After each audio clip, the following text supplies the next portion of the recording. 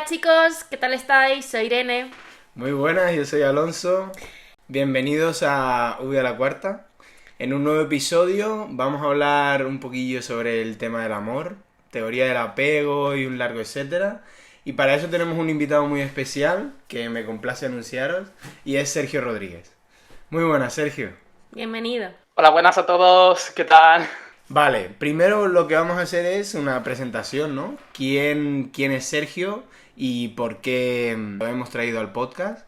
En esta primera entrevista, que la verdad es que estamos muy ilusionados con lo que se viene y lo que estamos creando poco a poco. ¿Quién es Sergio Rodríguez? Bueno, partamos de la base de que hacer esto a alguien que está estudiando psicología es un terreno pantanoso, porque te puedes definir de muchas formas distintas. Pero bueno, Sergio, para lo que nos atañe, es un chico joven de 23 años que está terminando su grado de psicología. De hecho, ya estoy en mi último año, con el TFG, las prácticas y todo esto que tanto nos agobia a los estudiantes de último año. Y un apasionado de esta ciencia del comportamiento, de nuestra mente, y que le encanta aprender, descubrir nuevas cosas, ayudar a las personas a través de esta ciencia tan maravillosa. Y bueno, que estamos aquí para aprender y para ayudar en todo lo que podamos. Así que nada. Qué bueno, yo creo Creo que una... ese sería un resumen así súper rápido. Qué bueno, yo creo que características prioritarias, ¿no? Y esenciales para esto que nos atañe, que es el tema de la psicología, ¿verdad? Y entonces nos comentas que estás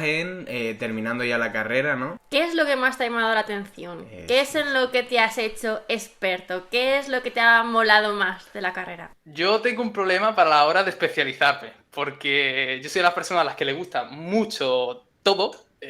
Soy como muy generalista, entonces a mí decirme, oye, ¿en qué eres experto? ¿En qué te quieres especializar? Pues lo tengo jodido para responder a esa pregunta. A mí me gusta decir que yo, más que ser experto en algo, me gusta ser bastante bueno en muchas cosas. Y creo que con la psicología, que es algo tan transversal, ¿no? Me pasa mucho. Sin querer esto decir que obviamente haya algunas ramas o áreas que me gusten más. Por ejemplo, con Alonso comparto el amor por la biología y todo lo que tenga que ver con el cerebro, las hormonas, los neurotransmisores, y es una rama que a mí me flipa de la psicología, al igual que también la psicología social y todo el tema de cómo distintas, ¿no?, dinámicas de grupo afectan a nuestro comportamiento también me molan mucho. Entonces, creo que diría esas dos por concretar un poco, pero ya os digo que soy como muy generalista. Qué bueno. Y al final hemos también, obviamente hemos hablado fuera de cámara con él y hemos decidido también traerlo porque tengo entendido que vas a ser un tema muy interesante para tu trabajo de fin de grado, TFG, para los amigos. Y tiene que ver mucho con la dinámica que estamos desarrollando ahora en el podcast de V a la Cuarta sobre el tema de las emociones, ¿verdad? El tema que queremos hoy tratar aquí con él es sobre todo el tema del amor. Sí. Apego, etcétera, que es una emoción, se podría definir así, que él tiene como algún expertise, ¿no? Algo que has aprendido sobre ello, has indagado sobre ello, ¿no? Entonces coméntanos un poquito el TFG y cómo enfocarías tú este tema. Mi TFG es un poco más específico porque lo que versa es sobre las bases biológicas de la orientación homosexual, que toca en el tema del amor, pero obviamente estoy centrando en todo el tema de, oye, estructuras dentro del cerebro, reacciones, ¿no?, a nivel de hormonas y cómo todo eso va afectando a que acabemos con una predisposición más a atraernos las personas de un mismo sexo, ¿no?, en vez del sexo contrario, que sería una orientación heterosexual. Y ya dentro del amor, que es lo que nos atañe aquí, pues a lo largo de la carrera, pues en estas asignaturas no más relacionadas con psicología social y demás, pues me llamó mucho la atención todo este tema de, oye, ¿cómo se entiende desde la psicología el amor? Porque desde lo que es, digamos, la cultura popular, siempre nos han hablado de cosas como el mito del amor romántico, la media naranja, ¿no? Y todas estas historias que luego dices, oye, ¿y hay algo más allá? ¿El amor se puede definir en otros términos? Quizás en base a nuestra biología, ¿no? O en base a los subcomponentes, o en base a el tema de atracción, el tema de intimidad, ¿no? Y fue algo que, de todos los temas de la psicología que a mí me encantan, ¿no?, el amor es uno de esos que siempre he ido como volviendo a él, ¿no? Siempre como indagando cada vez más. Y cuando aquí estuvimos proponiendo, ¿no?, de qué podíamos hablar para el podcast, pues uno de los temas posibles que surgió fue el del amor. Y dijimos, hostia, esto nos encaja muchísimo y vamos a hablarlo. Si queréis, como primer tema así, vamos a ver qué es el amor para cada uno de nosotros, porque lo estuvimos hablando cuando hablamos extra radio, por decirlo de alguna manera, Y es que para cada uno de nosotros es diferente. Es verdad que el amor parte de un sentimiento de atracción, de esa atracción, esos vínculos, pero realmente la experiencia y la cultura, incluso intrafamiliar, de cada familia es diferente. ¿Cómo vemos nosotros el amor? Filogenéticamente y ontogenéticamente, ¿no? Entonces, ¿para ti qué es el amor, Sergio? Joder, empezamos fuerte. Pues... Claro, a trabajar. Mira, esto quizás luego conforme vayamos viendo el podcast que tengamos aquí ya planeado algunos puntos en los que hablar va a ser un poco complementario, ¿no? Pero sin caer en, digamos, una definición súper científica, que luego la veremos, para mí el amor no es más que el hecho de desear la felicidad de otra persona, incluso si tú no participas en ella. Qué bonito. Esa sería para mí la definición de amor. Y Vale. me voy a callar porque aquí es un melón que se podía abrir muy, muy fuerte que ya luego conforme vayamos al podcast creo que iremos retomando. Vale, muy buena definición. Yo en consonancia con los anteriores podcasts, ¿no? Por ejemplo, el episodio 6 hablamos ¿no? Pusimos las bases de qué es una emoción, ¿no? Y allí hablamos sobre todo del tema de funciones, ¿no? De que la emoción es un proceso, ¿no? Psicológico básico y tal. Entonces yo me quedaría sobre todo con una función más teórica, ¿no? Incluso podría decirse hasta biologicista, que sería esa función de apegarse a alguien, ¿no? De crear un vínculo con alguien para que incluso 1 más 1 no sumen 2, sino sumen, me explico. Cuando tú creas un vínculo con alguien, lo que busca el amor, ¿no? Al final, bajo mi punto de vista, es esa admiración, ¿no? Ese ser mejor. Entonces, yo lo veo como una función, como... Una retroalimentación entre vosotros, ¿no? Sí, que como algo que te hace mejor, ¿no? Que te hace mejorar y te lleva a otro nivel. Sí, es verdad, depende, entre comillas, de otra persona, aunque no, ya lo hablaremos más adelante, y esto es algo que, como Sergio dice, es un melón que abriremos más adelante, pero el amor surge de uno mismo y es una de las diferencias con el enamoramiento, ¿no? Que hablaremos más adelante. Es una complementariedad a la definición de Sergio. ¿Y la tuya, Ira? La mía, mira, yo cuando tengo en mente el amor me vienen 2 palabras: confianza y respeto. Para mí, sin esas 2, el amor no existe, ya sea un amor tipo pareja, un amor de amistad, amor familiar. Sin esas 2, para mí, cojea. Entonces, para mí el amor es poder confiar y sentirme segura y amada, obviamente. Y reciprocidad. Reciprocidad. Gracias, esa reciprocidad.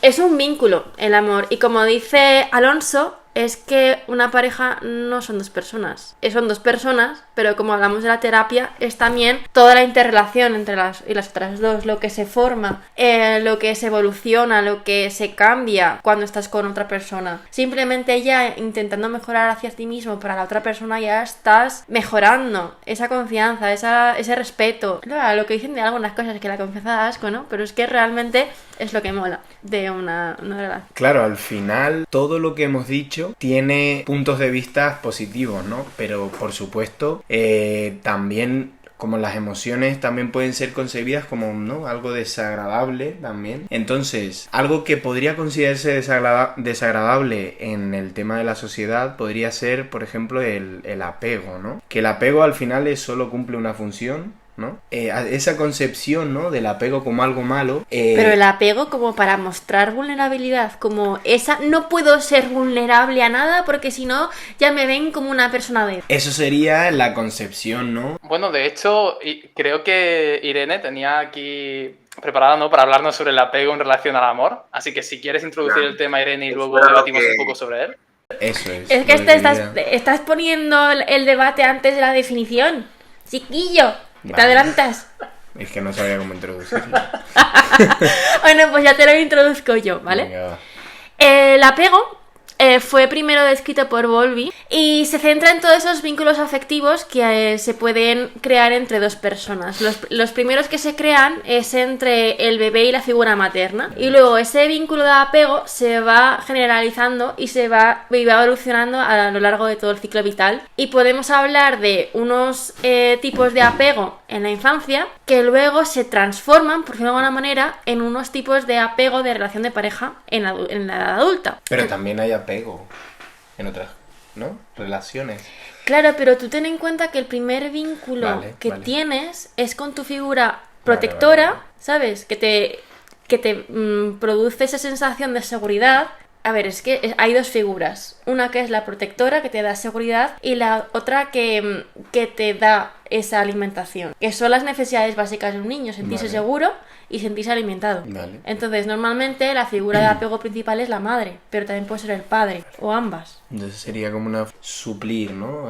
Algo que te falta. O sea, Las que necesidades básicas de un niño para vivir. Ese apego tiene la función de suplir esas necesidades básicas. Claro. Entonces, el apego... Parte de una necesidad, ¿no? De crear un vínculo para reinar esa necesidad que podría tener el niño. Teniendo en cuenta, si hablamos en términos biológicos, que os encanta aquí los teóricos hablar de ello, como sabéis, el ser humano evoluciona. Lo que pasa es que no estamos realmente completamente evolucionados y completos hasta la madurez, hasta los 20 años. Entonces necesitamos esa figura que nos cuide y nos proteja a lo largo de nuestra vida para poder desarrollarnos y poder vivir nuestra vida. O sea, realmente parte de ahí el vínculo, esa necesidad de protección y de cuidado. Entonces se apega a una figura, normalmente la madre. Realmente los mamíferos somos los más tardíos en evolución, entonces siempre tenemos esa figura de apego. De hecho, hay muchos estudios referente a esto que es como muy complejo. Toda la teoría del apego es súper bonita, pero para explicarla en 3 minutos, pues lo siento mucho, chicos. Sergio, ¿consideras que el apego es malo o bueno? No creo que analizarlo en términos de malo o bueno. No creo que esa quizás sea lo más adecuado, sino quizás en términos de si es funcional, ¿no? Creo que el apego para satisfacer esa necesidad de seguridad, sobre todo cuando somos niños, es algo muy interesante, ¿no? Y que el hecho de desarrollarlo con una figura como puede ser la madre, el padre, pues puede ser algo funcional y adaptativo. Luego, en la edad adulta, aquí ya me entran más dudas de si el apego, partiéndolo, ¿no? Desde esa necesidad un poco de seguridad, de tener una base segura de la que explorar, ¿no? Y sentirnos, pues, a salvo, si es algo tan funcional o no. Y aquí abro melón, ¿vale? Con el tema ya relacionado con el amor, y es, ¿hasta qué punto podemos considerar el apego como amor? Porque si decimos que el apego parte de rellenar una necesidad de sentirnos seguros y a salvo, extrapolándolo al amor, ¿podemos decir que el amor está ahí para satisfacer esa necesidad o ese vacío de sentirnos a salvo o amados? ¿O no? No, yo creo que no. Yo creo que el apego simplemente nos ha forjado unos estilos de afrontamiento interpersonales. Entonces, por ejemplo, un apego seguro donde tú te has sentido seguro para explorar cuando eras niño, tú te has sentido capaz de separarte de tu madre sabiendo que va a estar ahí cuando te hagas daño. Eso luego en el apego adulto se traduce a que tú eres capaz de entablar una relación segura y por ejemplo, no sentirte de manera celosa porque estás seguro de tu compañero. Bueno, ¿sabes? Es una predisposición, ¿no? Es una predisposición que, por supuesto, las experiencias aquí están muy presentes, pero que es como una impronta, ¿vale? El apego es como una impronta. Es decir, se puede mejorar a base de experiencias y, de hecho, el apego está básicamente fijo hasta, mira, se establece a los 3 años, más o menos, el apego, ¿vale? Y luego, hasta que se produce en la psicología del desarrollo, lo vemos cuando empieza a separarse el niño y empieza a ver de referentes a sus pares. Ahí es cuando el apego de verdad empieza a desarrollarse en la persona como tal, pero siempre teniendo de referencia y de base el apego que tenía cuando era un bebé, ¿sabes? Entonces, claro, igual, el apego inseguro, pues depende, si es evitativo. Pero espera, ¿qué tipos de apego hay?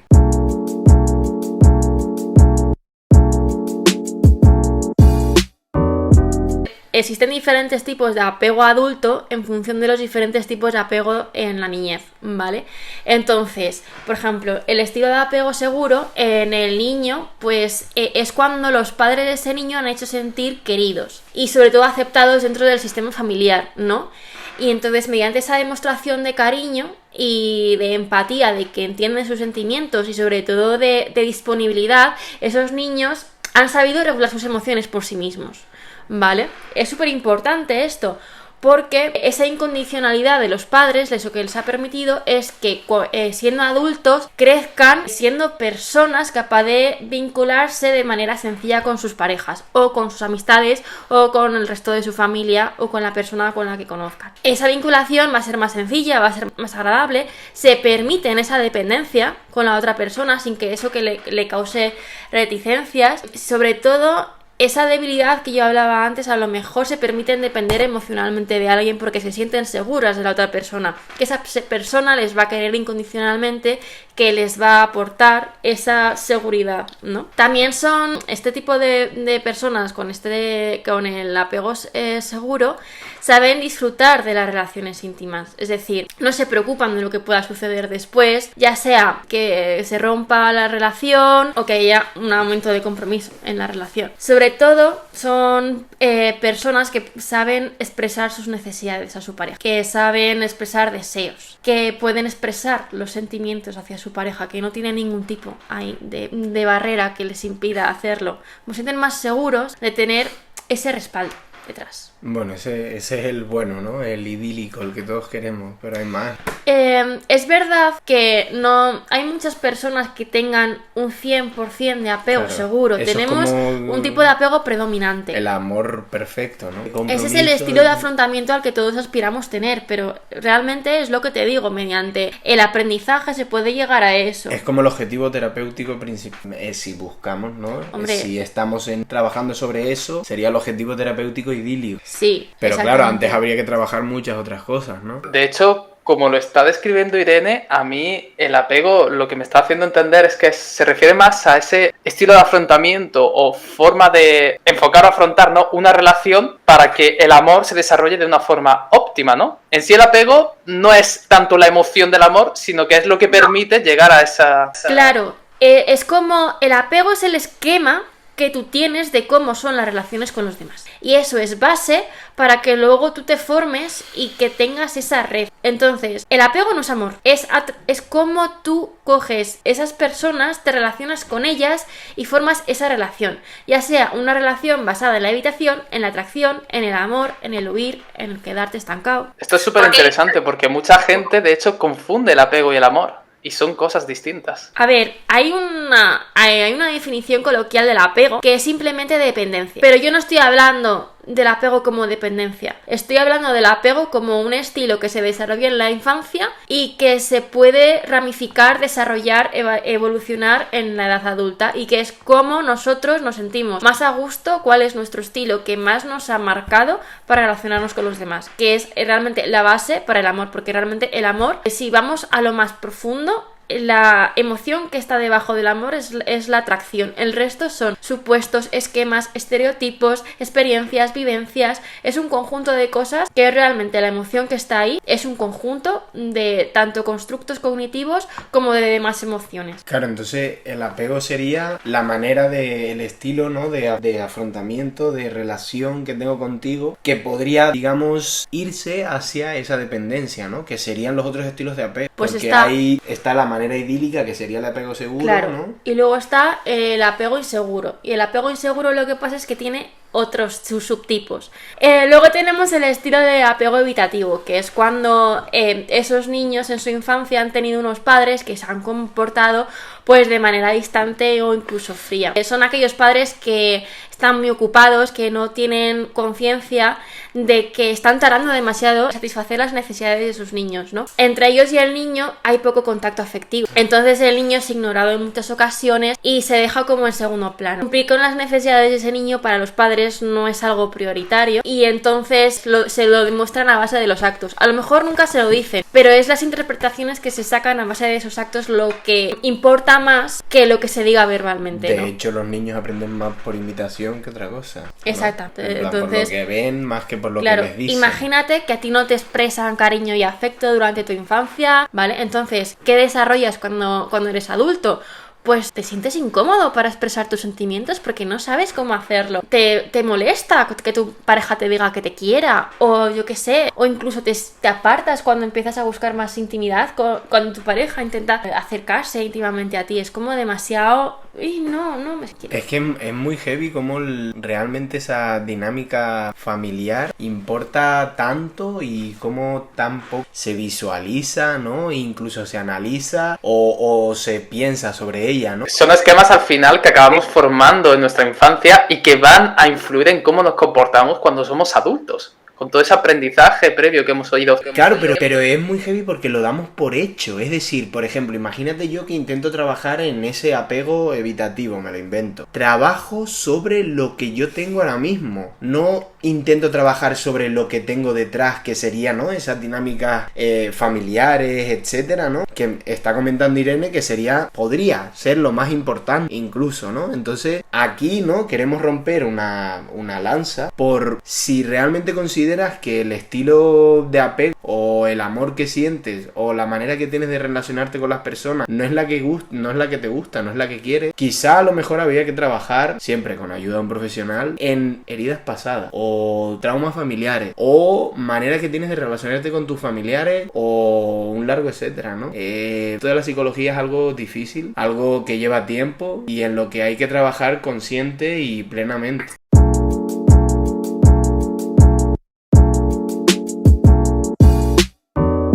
Acabas de descubrir un mundo, con lo que te estoy contando. Sí, la verdad es que es súper interesante. Y ahora, nosotros aquí también aprendemos. Y ahora entiendes por qué los psicólogos vamos al centro, a cómo naciste, todo eso. Efectivamente. Es muy importante al final. Es como intentar descubrir esto sin saber qué es todo esto, ¿no? Es solo centrarnos en esto sin saber que esto que hay aquí también influye en esto, ¿no? Aunque no esté científicamente demostrado, te lo digo. Y seguro que lo está. Es que son constructos, ¿no? Al final, que después lo hablaremos, ¿no? Que es el amor, que es no sé qué, son constructos. Entonces, ya lo dijimos en el episodio número 6, que cuando hablamos de las bases biológicas, ¿no? Las bases de la emoción, al final son cosas que no se pueden ver. Es decir, claro. Si tú tienes una emoción de rabia, yo no veo que tienes rabia. Lo puedo inferir. A no ser que no la exprese.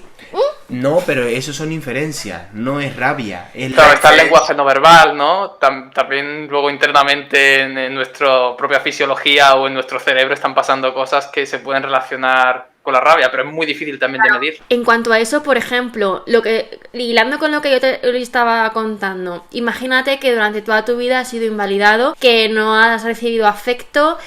¿Cómo vas a confiar en que una persona te esté diciendo la verdad cuando te diga que te quiere?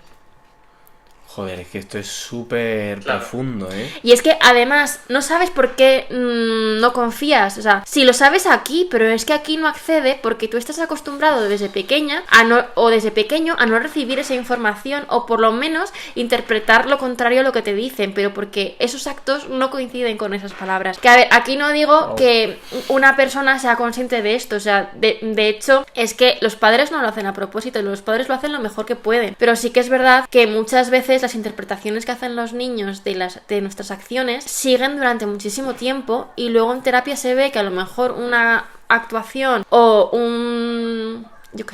una manía les viene por algo que sucedió en un momento cuando tenía 7 años y que ni siquiera lo recuerdo. Como que siempre tienes ese pensamiento, pero porque te lo han repetido tanto, aunque sea de manera en broma, pero tú lo has asimilado y te lo estás diciendo a ti mismo. No conoces gente que se dice todo, que soy inútil, que no sé qué. ¿Y por qué es eso? No sé, yo de pequeña no sabía hacer nada. A ver ahí, indaga, a ver qué encuentras.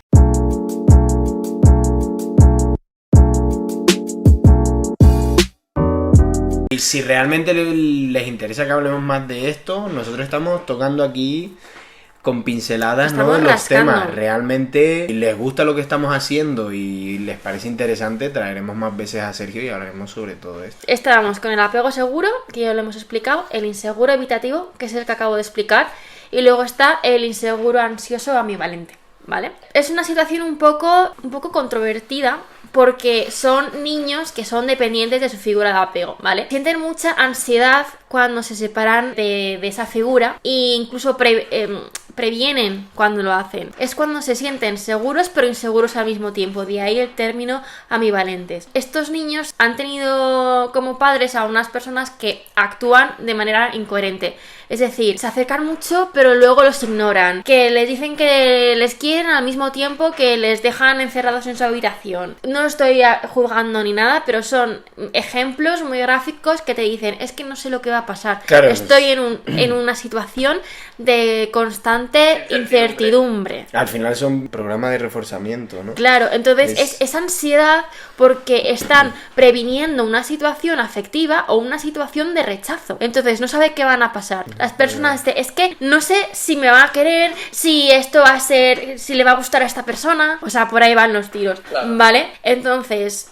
son padres que cuando les conviene estar bien con sus hijos, pues se acercan. Cuando no les conviene, se alejan. Viendo toda esta línea de lo que os he contado, cómo van a ser los adultos que han seguido con este patrón de comportamiento y este modelaje que han visto con sus padres. Pues estos adultos, pues suelen ser personas bastante inseguras y temerosas de relacionarse con los demás. Claro, detrás de esa ansiedad es un miedo de rechazo, de separación, de que no le quieran. Tienen eso. El miedo al ser abandonado es la clave para los que han tenido este tipo de apego, ¿no? Entonces, el tipo de apego que tienen con sus parejas es de constante dependencia, pero una dependencia insana de no querer separarse, de estar controlando para controlar que no les deje. Es ansiedad, es cariño, ¿me dejas el móvil? Típico, ¿vale? Entonces, son esas personas que necesitan saber todo lo que va a pasar. Entonces, en este tipo de relaciones, cuando una o ambas parejas tienen este tipo de apego, lo que ocurre es que no hay ese espacio individual que es súper necesario en una pareja, porque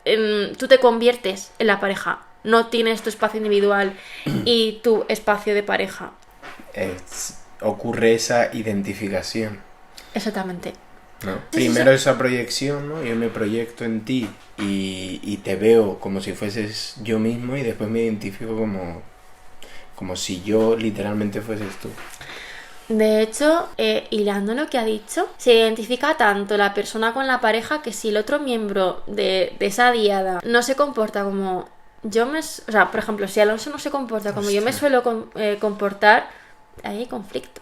Porque somos la misma persona, somos la misma cosa. Entonces, tenemos que ser iguales. Es que puede llegar hasta ese extremo. Obviamente, estamos hablando de extremos explicativos para decir todo esto. Claro. No, pero es súper interesante lo que dices, Irene, porque muchas veces se nos olvida que tenemos que encontrar también tiempo para nosotros mismos.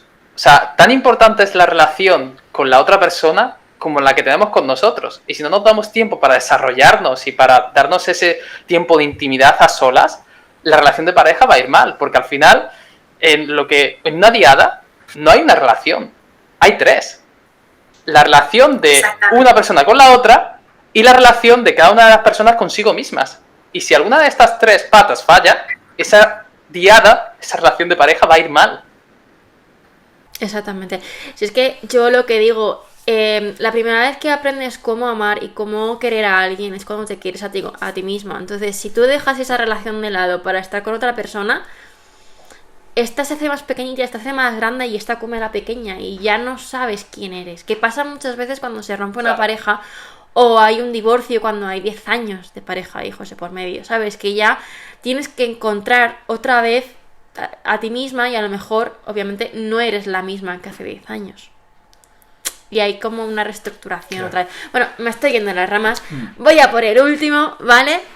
Que es el estilo de apego desorganizado o desorientado. Desorganizado es el que más se conoce, el término que más se conoce. Este estilo de apego tienen niños cuyos padres se han comportado de manera impredecible y sumamente incoherente. Tened en cuenta que realmente el apego son patrones de conducta. Cuando no hay patrón de conducta, realmente no hay apego, pero realmente aquí hay un apego muy débil, ¿vale? Si alguna vez te dan afecto, otras no te dicen nada, que es un poco también como el ansioso, ¿no? Y en otras es distante, es decir, tienes como todos los tipos de apego diferentes. Claro, entonces, este tipo de apego son padres que suelen cometer muchísimas negligencias. Aquí ya hablándolo negligencias, ¿vale? Estos niños quedan sumamente afectados. De hecho, hablando mal y pronto, la mayoría de los niños adoptados suelen tener un apego desorganizado por estos motivos. Ha habido muchos problemas detrás, muchos traumas. Y no me voy a poner aquí a hablar de traumas infantiles porque hablo el quinto melón de la mañana. Entonces, obviamente, este tipo de personas, ¿cómo van a percibir el mundo? Si no saben qué esperar, si todo lo que han recibido es dañino para ellos. Reciben el mundo de forma peligrosa. Entonces, están a la defensiva, tienen comportamientos inconexos como una situación que a lo mejor para ti te puede parecer agradable, para ellos es sumamente incómoda, desagradable. Y es incluso motivo de ataque, porque para ellos es impredecible, la vida es impredecible. Entonces, los adultos que han estado con este tipo de apego en su niñez suelen tener relaciones muy dramáticas, ¿vale? Problemáticas con muchísimos altibajos, temor a ser abandonados, les cuesta tener intimidad de cualquier tipo, de confiar en el otro, pueden ser también muy dependientes cuando se sienten rechazadas, sobre todo, y sentirse asfixiadas cuando lo que la otra persona es lo que busca, cercanía, a mi Valencia, ¿no? Entonces, parece que no existe conexión entre lo que hacen y lo que sienten, están desconectados, tienen una incongruencia, pues es eso, nunca han sabido qué quieren porque nunca se lo han enseñado.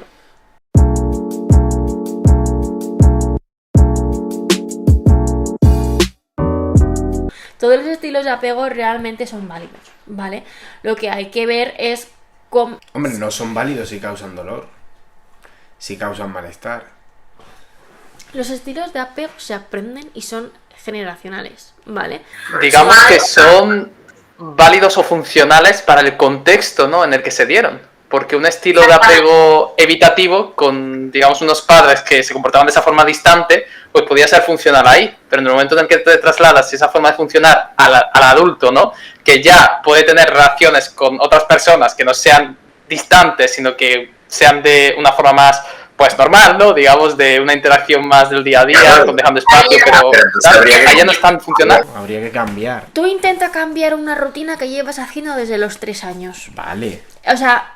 Pero, se puede, os lo digo desde el fondo de mi corazón, pero siempre que vaya a haber una situación muy parecida a lo que has vivido y que sea algo que tengas aquí marcado a fuego, es muy difícil. Es verdad que cuando tú sales de esa situación y ese contexto maligno, hablando de este último estilo de apego, pues sí que es verdad que cuesta muchísimo cambiar todos tus esquemas, se puede, pero la mayoría se queda en el camino. Y tenemos mezclas de todo, o sea, nos ha pasado, podemos relacionar podemos decir, vale, yo soy apego seguro, de hecho la mayoría de la población es apego seguro, pero hay mucho apego seguro evitativo, mucho apego seguro ansioso y menos desorganizado, menos mal, porque es el más peligroso, a mi parecer, ¿no? ¿Y tú crees que, no, lo que comentaba Sergio es interesante, lo del tema de la funcionalidad, ¿no? Al final, dependiendo del contexto, dependiendo de la relación... necesitas formar un vínculo u otro con tu figura de apego, porque ten en cuenta lo que os he comentado antes de la evolución, ¿no? Si tu figura de apego, la figura más cercana cuando naces, es una persona que te evita, que no se acerca a ti, tú tienes que generar un sistema, un patrón de conductas para que él, aún así que se comporte de esa forma, a ti te cuide y te proteja. El afecto se deja de lado en algunos aspectos, en otros no. En otros eso te sirve para regular y para saber comunicarte realmente, porque ¿qué son las emociones sino una comunicación? Entonces, claro, ahí vienen muchísimos problemas de comunicación, de expresión emocional, de identificación emocional, ¿sabes? Son patrones que tú aprendes realmente. Hay muchísimos estudios de gemelos que han cambiado el ambiente y es que el estilo de apego es distinto. El cómo te relacionas tú es diferente. ¿Qué grado de afección utilizas? Por ejemplo, yo soy súper cariñosa, Alonso lo es menos, mi hermana lo es menos, mismo contexto, pero hemos tenido roles diferentes. Me explico. Un hermano mayor no tiene el mismo rol que un hermano mediano o un hermano pequeño. Es decir, tenemos que encontrar nuestro hueco en la familia. La familia no es la misma cuando nace el primero que cuando nace el tercero. Es decir, los estilos de apegos cambian. Aunque sea un apego seguro, o sea, yo sé que tengo el rol de cuidadora porque soy la hermana mayor. Y de hecho yo soy la primera chica que nace en mi generación y luego vienen otras 5 detrás. Es decir, que yo aquí soy la generala, la matrona, y eso ha generado a mí unos patrones de conducta que por algo soy psicóloga, que podría haber sido médica o enfermera, pero es que el rol está ahí, ¿no? Y tiene mucho que ver con ese patrón de apego. Tiene que ver también con el tercer episodio, ¿te acuerdas? Que hablamos de las características de un buen psicólogo, entre comillas, y estuvimos hablando sobre ello. Claro, es qué rol tienes tú en tu familia.